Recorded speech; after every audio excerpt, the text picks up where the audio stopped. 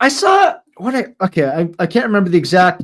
I was just reading this yesterday, I think, and it was some lady that was complaining about some side effect, right? Like, I can't do this anymore, and she's like, after I got boosted, I XYZ, and I stopped reading because I was like, boosted, which means you've had at least 3.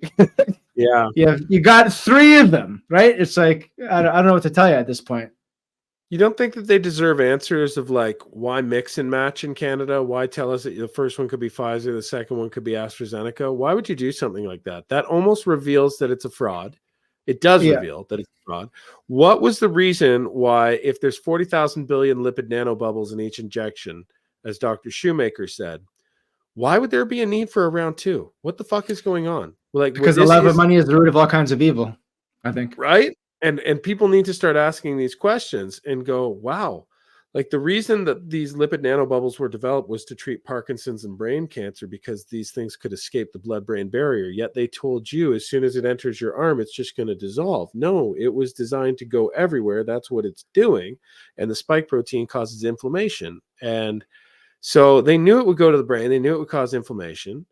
And they keep pumping it into people. Not only do they keep pumping you in, the reason they stopped using it for brain cancer and Parkinson's was they found that the lipid bubbles were toxic and that they were not good to keep putting in you. And the reason that they got over this hurdle for development for the vaccine was they said, well, it's a vaccine, so it'll only be used once. So there you go. We've solved that, right? But then they fucking lied.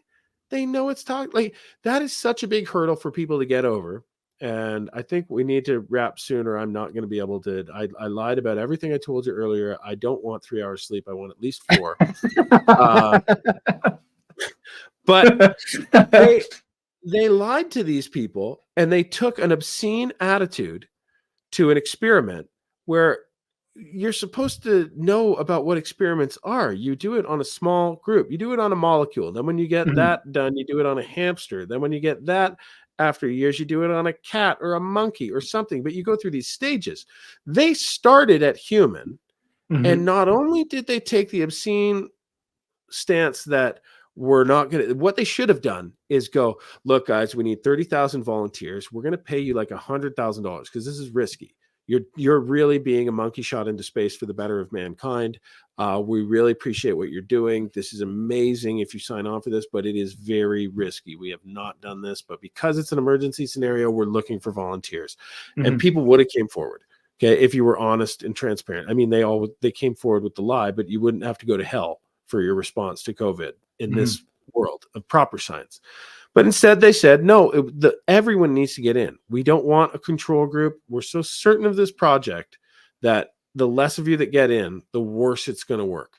And that was everyone's moment to check their spider sense and go, this doesn't make sense.